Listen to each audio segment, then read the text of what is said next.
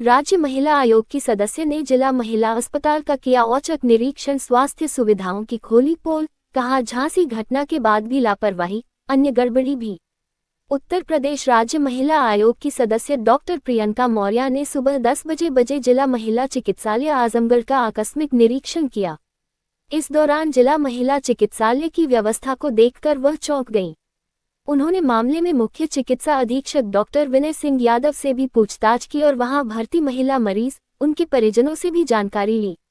कई गड़बड़ी मिलने पर उन्होंने मुख्य चिकित्सा अधीक्षक को व्यवस्था में सुधार लाने का निर्देश दिया और कहा कि अगली बार जब वह आएंगी तो यहां पर व्यवस्था चुस्त दुरुस्त मिलनी चाहिए।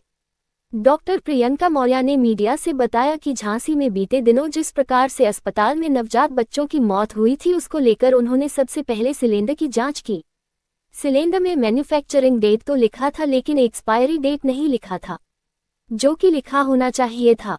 इसके अलावा भर्ती महिला मरीज से उन्होंने बात की तो उसने बताया कि टीका लगवाने का यहां पर 10 रुपये से लेकर 50 रुपये तक वसूली की जाती है, जबकि यह निःशुल्क सरकार के द्वारा उपलब्ध कराया जाता है। इसके अलावा उनके सामने ही परिसर में गलियारों में कुत्ते घूमते नजर आए। वहीं 2 डॉक्टर भी उपस्थित नहीं थी और इसकी किसी को जानकारी भी नहीं थी। इस बारे में जांच का उन्होंने आदेश दिया है। यहाँ की व्यवस्था पर उन्होंने सवाल खड़ा किया और कहा कि सरकार स्वास्थ्य सुविधा को बढ़ाने के लिए तमाम कार्य कर रही है, लेकिन हकीकत में जो है वह देखा जा सकता है। इसलिए व्यवस्था में जल्द सुधार लाने का उन्होंने कड़ा निर्देश दिया है। जिला किस तरीके से देखिए, मैंने अभी निरीक्षण किया और मुझे कुछ पॉइंट्स बहुत दुखद लगे। एक तो मैंने यहाँ पे देखा कि बहुत सारे सिलेंडर्स पे मार्किंग नहीं है कि कितने साल से वो स्टार्टिंग है, उसका मैन्युफैक्चरिंग तो मेंशन है बट एक्सपायरीज पे मेंशन नहीं है। क्योंकि अभी जल्द में ही एक घटना हुई थी, उसको देखते हुए हम कोई भी इसमें ऐसी कोई भी कोताही नहीं बरतेंगे जिससे कि आगे दिक्कत आए, पहली चीज़। दूसरी चीज़ ये कि हॉस्पिटल में कुत्ता टहल रहा है और मेरी आंखों के सामने हॉस्पिटल में घुसता है, कितनी गलत बात है। और यहाँ पे सुरक्षा का भी ठीक तरीके से इंतजाम नहीं मुझे मिला, बेडशीट्स नहीं चेंज हुई थी।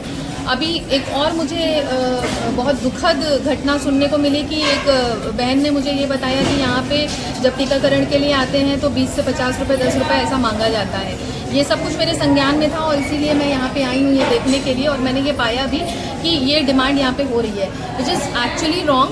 बिकॉज़ ये जो सुविधाएं सरकार के द्वारा दी जा रही हैं, अगर वो ठीक तरीके से लोगों तक नहीं पहुंच रही है तो ये गलत है। और मैं सुनिश्चित करूंगी कि इन चीज़ों में सुधार लाया जाए और इसीलिए मैं ये निरीक्षण कर रही हूँ। कहीं सरकार को बदनाम भी किया जाता है, उसको किस तरीके से देख रही हैं आप? तो ऑब्वियसली इसीलिए हमें लगाया गया है कि अगर कोई गड़बड़ी है तो हम उसको सुधार करें, और सुधार करने के लिए ही मैं आई हूँ और निरंतर आते रहूँगी कि आज अगर मैंने कोई पॉइंट नोटिस किया है जो कि गलत है तो वो अगली बार जब मैं आऊँ तो उसको रेक्टिफाई किया जाए और यहाँ पे जो मरीज़ हैं उनको ठीक तरीके से हर सुविधा सुनिश्चित की जाए। आपके द्वारा क्या कर्मचारी क्या याद दे रहे हैं?